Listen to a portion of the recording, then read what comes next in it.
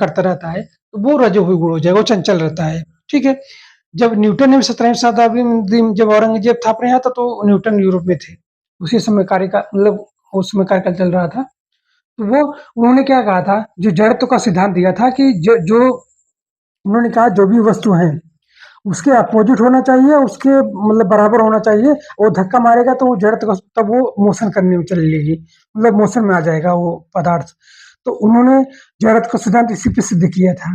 बाद में उन्होंने कहा कि अगर इसको जो तब दुनिया मूवमेंट कैसे की, तो उन्होंने कहा भगवान जो है वो पदार्थ को हिलाए हैं, मतलब पदार्थ को धक्का दिए हैं, उसके बाद वो लोग चले गए। अब जब वो जागेंगे फिर रोक देंगे, तभी रुकेगा। कोई अपोजिट और उतना बल देखिए। तो मगर सांख्य दर्शन ने कहा नहीं, ये पदार्थ में ये है मूवमेंट, कोई है नहीं, कोई इसको देने वाला नहीं था। तो वो सांख्य दर्शन ने जो कहा आज भी वो सही है, क्वांटम के हिसाब से सही है। तो वो न्यूटन ने कहा था मोशन मैटर दोनों अलग अलग बातें हैं, मगर इसमें कहा गया नहीं, मोशन मैटर एक ही बात है। बात सही निकला ये, ठीक है, ये ध्यान रखिएगा।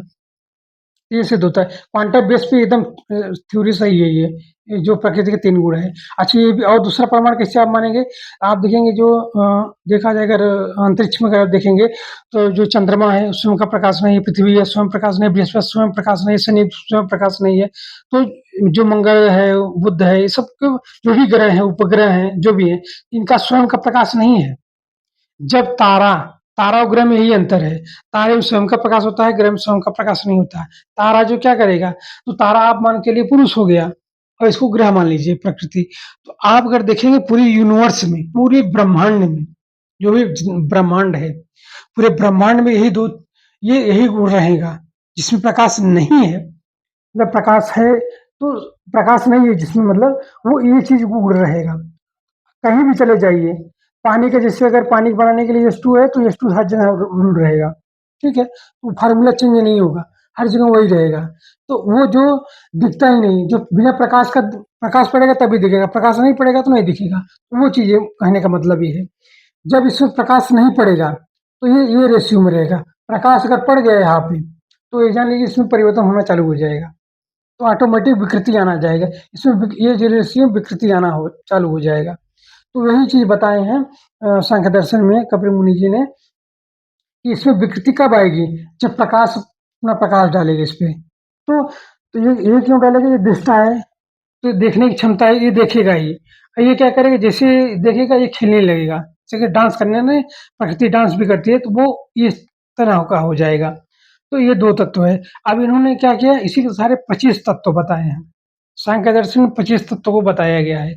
तो 25 तत्वों में जो मुख्य तत्व हैं वो 4 भागों में बांट के रखे हैं, 4 भाग है। तो कौन कौन है हम लोग, तो वो तत्व देखते हैं पहले। तो 2 तत्व तो यही हो गया, ठीक है। तो जैसे हम लोग इधर देखते हैं, पहला अगर देखेंगे ना तो इधर से हम लोग चार्ट बना देते हैं, बढ़िया रहेगा। पहला है, यहाँ पे प्रकाश है, ठीक है, प्रकाश है। यहाँ पे एक तत्व हो जाएगा, यहाँ प्रकृति ले लेता हूँ, बढ़िया रहेगा, प्रकृति है, ठीक है। अच्छा ये प्रकाश हो गया, ये अलग हो जाएगा। अब इसमें से क्या पैदा हुआ, जब इसमें जब फोकस डालेंगे, यहाँ प्रकाश जब पड़ेगा, अब इसमें विकृति आएगी, तो महत पैदा होगा। महत मतलब महान, महत पैदा होगा। महत से अहंकार पैदा होगा, अहंकार, ठीक है। अहंकार से ये तन्मात्राएं होगी,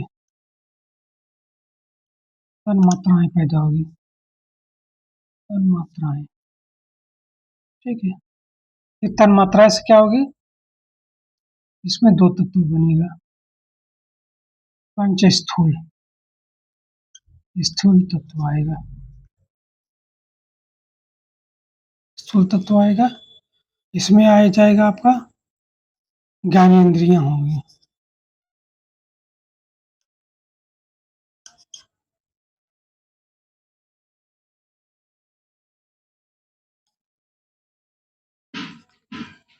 इसमें ज्ञानेंद्रिय में 3 ज्ञानेंद्रिय आएगा, ठीक है।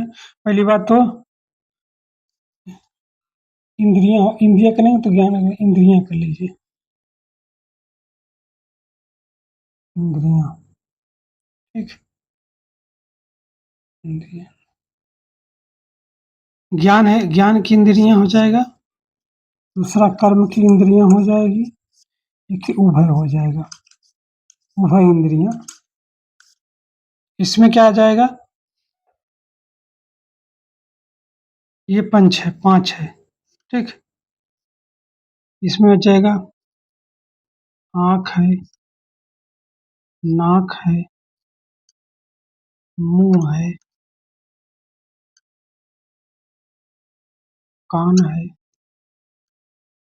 स्किन है। इसमें ये भी पांच है। आंख, कान, आंख, नाक, मुंह, ये तो हो जाएगा, ठीक है। कर्मेंद्रिय में क्या रहेगा? जीभ हो जाएगा। ये है स्पर्श है। फिर गुदा हो जाएगा। हाथ हो गया, पैर हो जाएगा। ये इसमें क्या रहेगा? ये मन है, जाएगा इसमें, ठीक है, मन है ये। पांच स्थूल तत्व में क्षिति जल पावक गगन समीरा में पृथ्वी हो जाएगा। फिर जल पावक माने अग्नि, अग्नि, गगन समीरा वायु, आकाश, क्षिति जल पावक गगन समीरा, ठीक है, ये हो जाएगा। तन मात्राएं कौन कौन रहेगा? तन मात्राएं में पांच हो जाएगा तत्व। पहला हो जाएगा रूप, दूसरा रस, तीसरा गंध,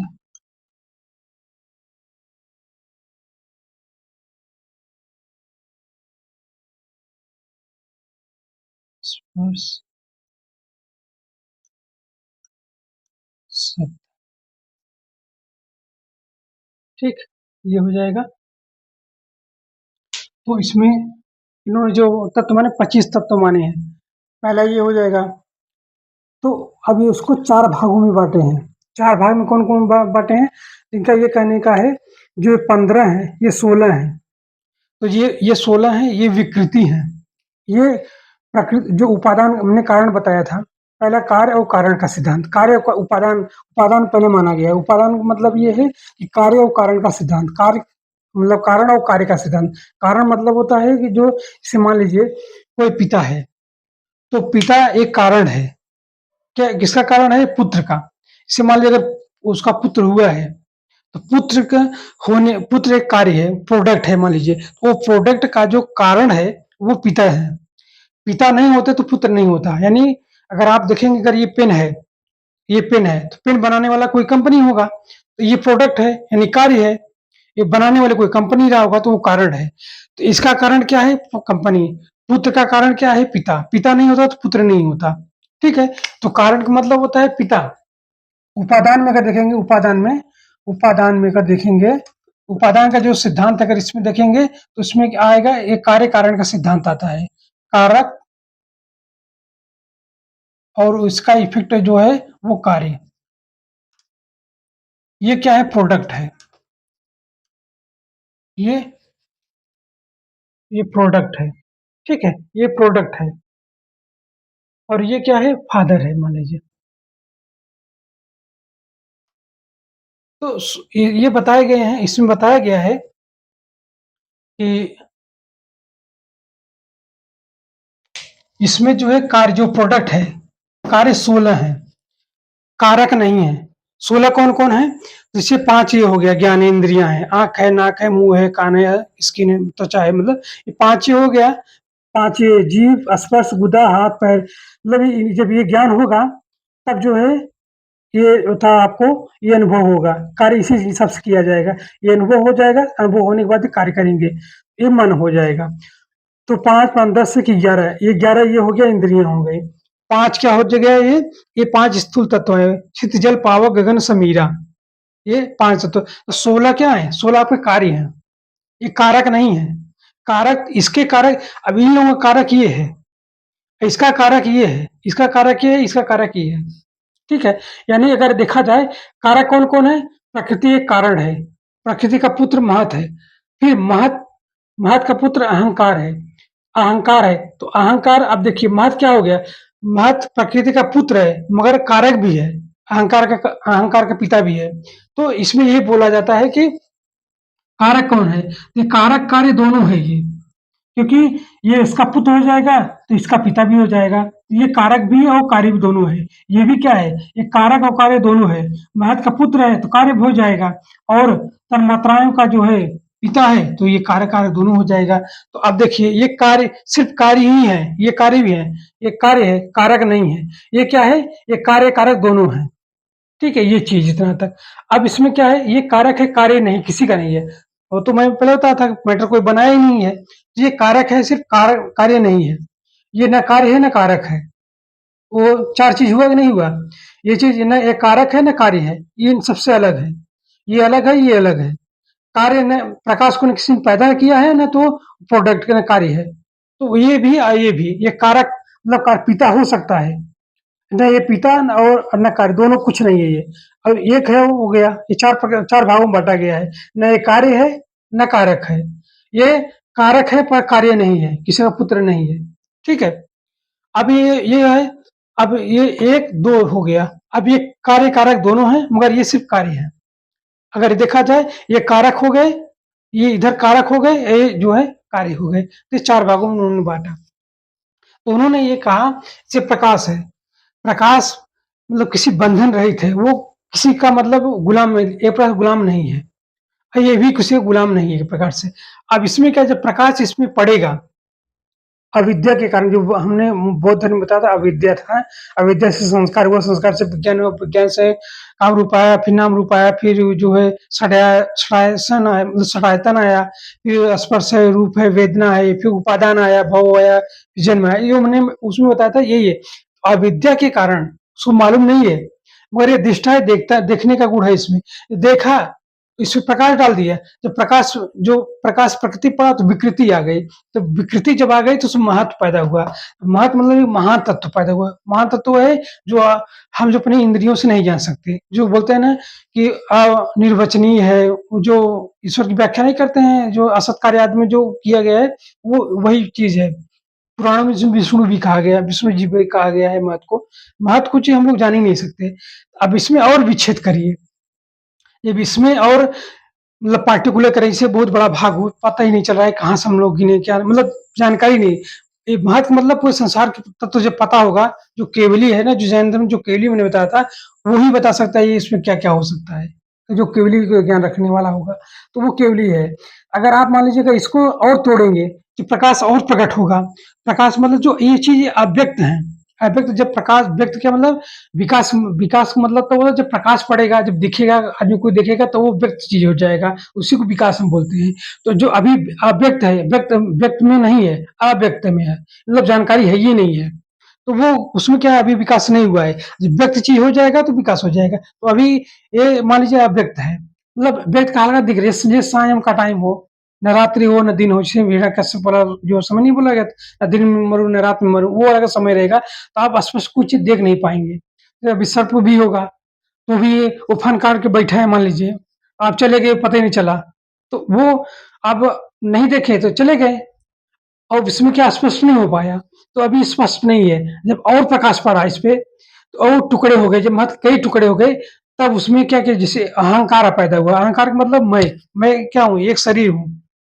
तो मैं एक शरीर हूँ तो मतलब कि मेरा एक, मतलब एक आकार आ, निश्चित आकार आ गया, एक निश्चित क्वालिटी आ गई। तो जब ये चीज आ गया तब आदमी स्पष्ट रूप से समझने लगा, तो समझ में आने लगा। तो अहंकार इसी को बोलते हैं। अहंकार का मतलब होता है एक विशेष प्रोडक्ट जिसको जाना जा सकते, जाना सके, अच्छे तरीके से जाना जा सके, कंपेरिजन टू महत से। फिर और पैदा, और जब हुआ प्रकाश पड़ा तो तन मात्राएं पैदा हो गई, जो रूप रस गंध स्पर्श, ये सब पैदा हो गई। ठीक है? अब जब ये पैदा हुई तो ये क्या किया, तो ये सब हुआ, तब जो है मन, मतलब ये जब ये हुआ तब सबसे पहले तो इसके बाद जो आया वो है मन। मन रहेगा तभी ये अगर रहेगा तो मन ऑटोमेटिक आ जाएगा, मन रहेगा तभी ये ज्ञान पैदा होंगी। मन भी बहुत, जब मन रहेगा तो मन अगर रहेगा तो मन क्या करेगा, वहाँ पहुँच जाएगा, कहीं यहाँ पहुँच जाएगा तो उस चीज़ की जानकारी लेंगे। ये जो मानव और जानवरों में अंतर है ये मन का ही है, ठीक है? इसमें जब मन का होगा तो ये ज्ञानेंद्रियों का विकास होगा, जब ज्ञानेंद्रियों का विकास होगा तो आदमी कर्म करेगा अपने हाथ-पैर से, जो भी कर्म करेगा तो ये कर्म होगा। फिर उसके बाद स्थूल आएगा, ठीक है? तो ये जो क्षितिज, जल, पावक, गगन से मेरा ये 5 तत्वों से बना हुआ शरीर है। इसमें ध्यान रखिए आकाश क्या है? आकाश में देखिए ध्यान रखिएगा, हर चीज़ का रेशियो होता है। जैसे मान लीजिए आप अगर कहेंगे ना कि जैसे चुम्बक है, 2 चुम्बक है, 2 चुम्बक अगर स्पेस कम होगा, खींच लेगा। स्पेस अगर मतलब कंटीन्यूअस रहेगा, मतलब उसमें उस हिसाब से रहेगा तो नहीं खींचेगा। जैसे पृथ्वी और अब मान लीजिए चंद्रमा का है, तो चंद्रमा क्यों नहीं खींच पा मतलब आ रहा है? उसमें क्या है, एक स्पेस बनाया गया है। स्पेस का महत्व यही है, स्पेस। ठीक है? इस मतलब हर जगह अभी अभी आकाश में हैं आप, अब तो स्पेस मिला ही नहीं, आपको ये मिला। अगर स्पेस नहीं होता, हवा नहीं आता, तो उस ये स्पेस जो यही कहा गया है। अभी बोलेंगे स्पेस क्या चीज़ है? ये तो मान लो चलो ठीक है, पृथ्वी है, मतलब जल मतलब स्थल हो गया, जल हो गया, अग्नि हो गया, ठीक है? अग्नि हो गया, ये अग्नि है, वायु हो गया, तो मगर आकाश क्या चीज़ है? आकाश मतलब स्पेस चाहिए। स्पेस मतलब होता है उसको कहते हैं ना, यहाँ थोड़ा स्पेस दीजिए। अभी अगर सड़क पे जा रहे हैं, अभी पूरा सड़क के 2 गाड़ी चलेगा, तो बोले स्पेस तो बचा नहीं, तो आप वहाँ वहाँ आप विका मतलब वहाँ रह ही नहीं पाएँगे, एक्सीडेंट हो जाएगा, तो वहाँ स्पेस का वहाँ महत्व होता है। ऐसे ही तत्वों में होता है। इन जो चारों का जो होना चाहिए विशेष स्पेस में होना चाहिए, तभी ये शरीर सुलाएगा। आप मिक्सचर कर देंगे पूरा नहीं आएगा वो तो उसमें वही कहने का स्पेस भी कितना स्पेस होना चाहिए, वो महत्वपूर्ण रखता है ये तत्वों के हिसाब से, ठीक है? इस स्पेस इस संदर्भ में बात किया गया है, ठीक है? तो ये रहा। तो ये जो है, ये तब ये जो प्रकाश से प्रकृति जब पड़ा तो ये विकृतियाँ आई। इसको विकृति बोलते हैं। ये विकृति होती थी, सबसे ज़्यादा विकृति इस पे है। ये 25 तत्व में 25 तत्व हैं। तो 25 तत्वों में ये फिर बाद में जो सांख्य दर्शन में ये बताया गया कि ये 25 तत्व से पूरा ये हम लोग संसार में सब देखते हैं। अब उसमें हुआ क्या? अब आदमी अगर मान लीजिए अविद्या के रूप में, अविद्या के कारण जो है प्रकाश इस पे पड़ा। जब प्रकाश इस पे पड़ेगा तो एक शरीर रूप धारण कर लेगा। मान लीजिए शरीर अब शरीर पाइए तब समझ में आएगा मोक्ष कैसे मिलेगा सांख्य दर्शन के हिसाब से। जो प्रकाश था, ये ना तो न कारक है न कार्य है। ये कारक है, कार्य नहीं है। ये जब पड़ा तो इसमें ये पूरा के एक शरीर बन गया, मान लीजिए, ठीक है? एक मानव ने यहाँ एक शरीर धारण पंच स्थूल से, पांच तत्व से धारण कर लिया। अब क्या हुआ? प्रकाश अलग चीज थी, प्रकृति अलग चीज थी। ये प्रकृति की चीज है, प्रकाश अलग चीज है। प्रकाश जब इसमें ये जो तन पाया है, अब इसमें क्या हुआ, जब तन पा गया ना, इसमें आने के बाद उसको सुख-दुःख मतलब सुख भी, अनुभव भी, इस चक्कर में ये मैंने बताया कि पहले ये दृष्टा है, भोक्ता है, ज्ञानी है। अब इसमें क्या है, धीरे-धीरे ज्ञान आने लगा। अब थोड़ा मिस्टेक हो गया तो इसके चक्कर में उन्हें ज्ञान पड़ा, मान लीजिए, सांख्य दर्शन के हिसाब से। तो वो हल्का अविद्या के कारण, अविद्या के कारण में और दृष्टि के देखे और तुरंत जो है अपना दिमाग नहीं लगाया, पड़ा इस पे, विकृति आ गई। विकृति आ गई तो ऑटोमेटिक वो फँस गया। तो वो क्या, प्रकृति के जो तीनों गुण थे ये भोगना चालू कर दिया। तो जब ये पाँचों शरीर मिला इसको, भोगने लगा, तब उसको बाद में जब दुःख होने लगा, तो 3 प्रकार के दुःख भी बताए हैं। 3 प्रकार कौन-कौन है? एक दैविक, जो आदि दैविक सुख है, दुःख है, आदि आदि भौतिक दुःख है, आदि भौतिक जो है, आदि आध्यात्मिक दुःख है, और एक आदि दैवी दुःख है। तो 3 दुःख हैं। कौन-कौन है? ये 3 दुःख हैं। तो इधर मैं लिख देता हूँ। जब अभी ध्यान रखिएगा, प्रकाश और प्रकृति और ये स्थूल 3 की हम बातें कर रहे हैं, ठीक है? तो यहाँ मैंने लिख दिया 3 दुःख 3 प्रकार के हैं, ठीक है? दुःख है 3 प्रकार की। पहला है ये आदि भौतिक दुःख, ठीक? फिर जैसे कॉमा मार देता हूँ, लिख लीजिए। आदि आध्यात्मिक,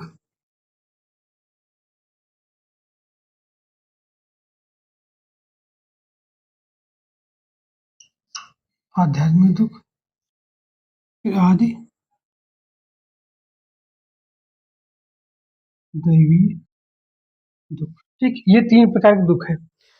प्रकाश जब प्रकृति पर पड़ा, विकृति आया, स्थूल धारण कर लिया। ये स्थूल धारण किया तो 3 प्रकार के उसको दुःख हुआ संसार में। जबकि प्रकाश इसको दुःख का अनुभव नहीं होना चाहिए। मगर ये इससे एक प्रकार से आप देखेंगे उसमें दर्शन में बताया गया जो शीशा है, शीशा में अगर काला आदमी रहेगा, तो देखेगा यार मैं तो काला हूँ। और फिर अगर गोरा रहेगा तो भी देखेगा मैं तो गोरा हूँ। तो इसमें क्या है जो शीशा चीज़ क्या है? माया है। माया में क्या है अगर ये जब पड़ जाएगा ना, ये जब शरीर धारण कर लेगा तो वो शरीर को ही प्रकाश अपने आप को खुद मान लेगा कि मैं ही हूँ। जबकि ये माया है। वो प्रकाश जबकि इन सबसे अलग है। उसको दुःख-सुख कुछ नहीं होना चाहिए मगर ये जब शरीर धारण कर लिया तो उसको सुख-दुःख का भोगता ही है, उसको पता चलने लगा। तो वो अपने आप मानता है कि मुझे ही पूरा सब पड़ रहा है। मगर ये बंधन में पड़ कर के ये बंधन पड़ के उसको सुख-दुःख का जब पड़ता है, तो खुद का अनुभव करता है कि मेरे ही ऊपर है, मुझे ही दुःख मिल रहा है। तो दुःख में 3 प्रकार हमने बताया। आज भौतिक दुःख कैसे होता है जैसे मान लीजिए कि उसको खाना नहीं मिला, मतलब है ही नहीं उसके पास खाना मान लीजिए या किसी बस में कहीं जा रहा था, यात्रा पे था, पूरा मतलब जो पैसे वगैरह था सब खाली हो गया उसका, गिर गया कहीं। अब उसमें तो कोई मदद करने वाला मान लीजिए कोई मदद नहीं किया, अब उसके पास भोजन नहीं है, शरीर तड़पेगा तो उसको दुःख होगा। जब दुःख होगा तो इसको कहते हैं भौतिक दुःख। शरीर जब तड़पेगा किसी कारणवश तो क्या होगा? तो जो है भौतिक दुःख होगा। अब आध्यात्मिक दुःख कैसे होगा? आध्यात्मिक दुःख में जिससे होता है जब अ, आत्मा को ठेस पहुँचे। आत्मा को कैसे ठेस पहुँचेगा? जैसे मान लीजिए कहीं जैसे कश्मीर में भी हुआ है मतलब क्राइम हुआ है, मर्डर हो जा रहा है। तो इसमें इससे सुन क्या है ये एक प्रकार से आत्मा को ये लगेगा यार क्या हो रहा है? तो संसार में अब ऐसे ये भी होने लगा है। ये सब इस तरह के क्राइम होंगे और सीरियल ब्लास्ट कहीं होगा या अभी तो ये सब देखेंगे तो अब ये लगेगा कि आत्मा आपको ग्लानि होने लगेगी यार ये तो जब आत्मा को लगे ना तो आध्यात्मिक दुःख बोला जाता है इसको, ठीक है? दैविक क्या है? दैविक मतलब जैसे सूखा हो जाए, सूखा के कारण जो है टिड्डी का दल चला है या कहीं भूकंप आ जाए और भूकंप की वजह से काफ़ी अर्थक्वेक से बहुत ज़्यादा घर का नाश जैसे जापान में बहुत ज़्यादा, इंडोनेशिया में बहुत ज़्यादा आता है। ये रिंग ऑफ फायर में तो बहुत ज़्यादा आता है। तो वो अगर वो सब बातें देखेंगे यार तो पूरा लगेगा यार तो पूरा क्या हो रहा है? तो फिर बोल देंगे दैवी है, आपदा है। कहीं बाढ़ जब बरसात होती है तो बाढ़ बहुत ज़्यादा आ जाता है, असम का है, बिहार हुआ हुआ। तो ये सब जब आ जाते हैं तो उसको बोलते हैं दैवी दुःख। तो 3 प्रकार के दुःख होते हैं, भौतिक दुःख, आध्यात्मिक दुःख और दैवी दुःख दैविक दुःख। तो ये तीनों में जब फँस करके अब फिर 10 मिनट और आगे बढ़ा गया, तो ये बताएँ ये दुःख होता है तो खुद आत्मा जो प्रकाश है खुद को अपने आप को बोलता है कि यार मैं भी तो हूँ, मतलब तड़पता है खुद ही, क्योंकि शरीर तड़पता है, उसको भी अनुभूति होती है। तब बाद में फिर धीरे-धीरे उसको ज्ञान ज्ञान तो वही है, तो ज्ञान का धीरे-धीरे रियलाइज़ होता है। उसको समझ में आता है नहीं मैं तो न तो प्रकृति हूँ और न मैं तो कारक हूँ, न तो कार्य हूँ। तो उसको धीरे-धीरे अनुभव होने लगता है, तो फिर अपने आप दिमाग में सोचता है, यार तो देखेंगे अगर अब ना जितने संसार में सब जो भी प्राणी हैं, ये तीनों से सब के सब तीनों से ग्रसित हैं। तो संसार में आग लगी है, मान लीजिए जो एक प्रकार से कौन नहीं इस पे कौन नहीं मतलब इस पे प्रभाव इससे इस प्रभाव से कौन से बचा है? सब के सब कुछ न कुछ अंश में रहेंगे ही, कोई बचा नहीं है। तो ये जो सुख-दुःख का उदास के तीनों के जो तत्व है, जो इस प्रकार की जो आग लगी है संसार में, इ इस प्रकार की जो भी है, वो सब पीड़ित है। वो सब के सब पीड़ित, कोई इससे बचा नहीं है।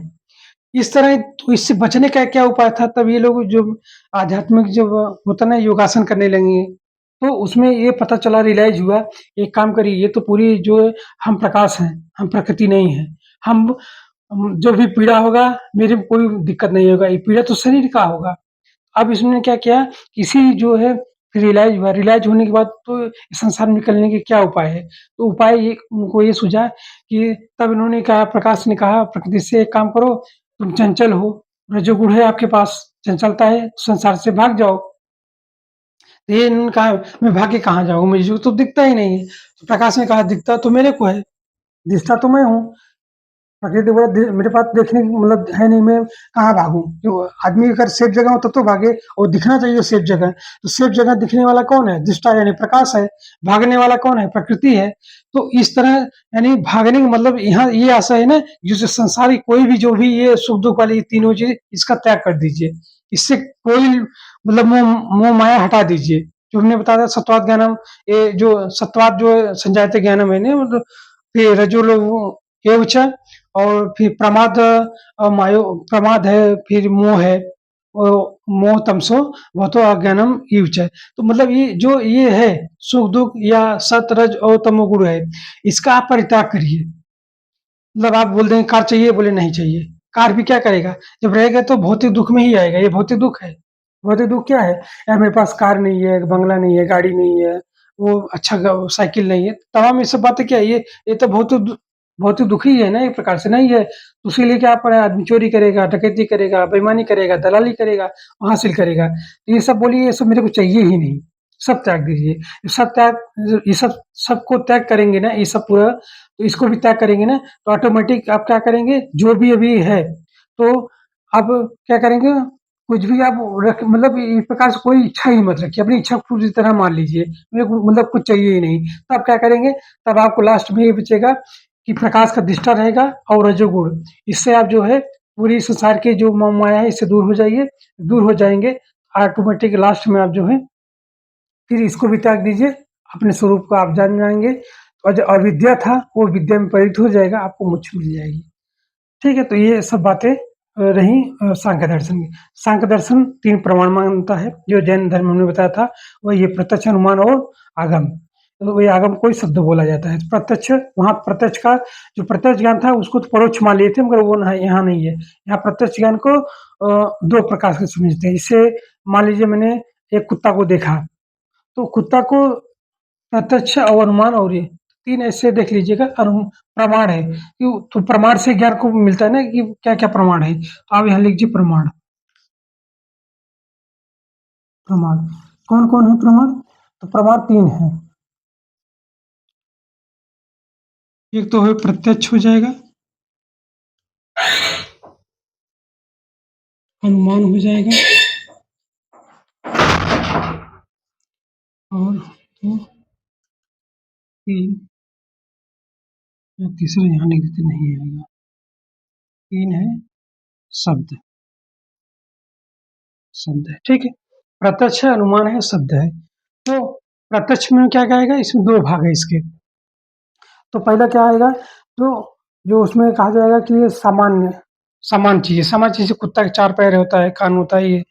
तो अगर कुत्ता देखेगा, तो वो बोलेगा हाँ, ये कुत्ता है। अब डिफरेंस कैसे करेगा? वो तो उसमें क्या है कि जो आप देखेंगे, एक तो व्यक्तिगत व्यक्तिगत जो ये रहा, कुत्ता को देखा, आप व्यक्तिगत बातें हैं, सामान्य बातें। अब विशिष्ट बात उसमें क्या है, इस तरह अगर कोई अगर रहेगा आकार का, वो कुत्ता ही कहलाएगा, जो अन्य से भिन्न है। हाथी का बच्चा होगा या गाय का बच्चा होगा, उसको देख के पिल्ला नहीं बोल देंगे। तो ये 2 चीज़ का अनुभव से प्रत्यक्ष होगा। हाँ, ये भी एक विशिष्ट सामान्य ज्ञान है, एक सामान्य ज्ञान है। विशिष्ट सामान्य ज्ञान में है, अगर ऐसा रहेगा, संसार में कहीं भी देखेंगे, हाँ, ये पिल्ला है। और दूसरी बात ये देखेंगे, 4 पैर, और ये सामान्य ज्ञान हो गया। तो 2 चीज़ आया, एक तो विशिष्ट विशिष्ट सामान्य ज्ञान और सामान्य ज्ञान, 2 चीज़ में प्रत्यक्ष में आएगा। अनुमान में क्या आएगा? अनुमान में जैसे इसमें देखा जाता है, जैसे लिंग और लिंगी का मतलब 2 बातें आते हैं कि जो है लिंगी का लिंग क्या है?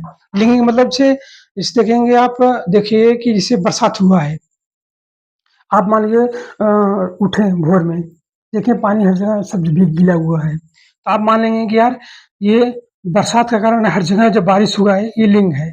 लिंग का कारण लिंगी क्या है? बरसात हुआ है। पानी ऊपर से बरसा होगा बादल से, तो ये भीगेगा ही। तो ये लिंग है। लिंग क्या है? तो वो भीगा हुआ है। लिंगी क्या है? बरसात हुआ है। ऐसे अगर कहीं मान लीजिए अगर धुआं उठ रहा है, आप मान लेंगे धुआं उठा है, इसका मतलब लिंग है। लिंगी क्या है? आग लगा होगा, निश्चित है। ये आप अनुमान लगा सकते हैं, ये अनुमान की तरह हो सकता है। तो आप जो है लिंगी का पता करके लिंग का पता कर सकते हैं, ठीक है? तो ये रहा शब्द का है। शब्द का है, जो शब्द का आशय ये है, जहाँ आपका जो इंद्रियां हैं न पहुंचे हो। जैसे आप क्या है, आप पोलर पे नहीं गए हैं, विषुवत में नहीं गए हैं, मान लीजिए, आप क्या काम करिए, ऐसे लोगों से जो मतलब भूगोल का जानकारी रखने वाले हैं, उनसे मिलिए, अन्य से किसी से मत मिलिए। कि जो कर्नाटक में जो बात करता है, नाटक से पूछ लीजिए वो कैसे बताता है, वो मजाक में कुछ और बोल देगा। उसको अनुभव नहीं है, वो बताएगा उसका मत मानिए। जो भूगोल वाला है उससे का आप जानकारी लेंगे, भूगोल में क्या चीज़ है वो बता देगा। ठीक है?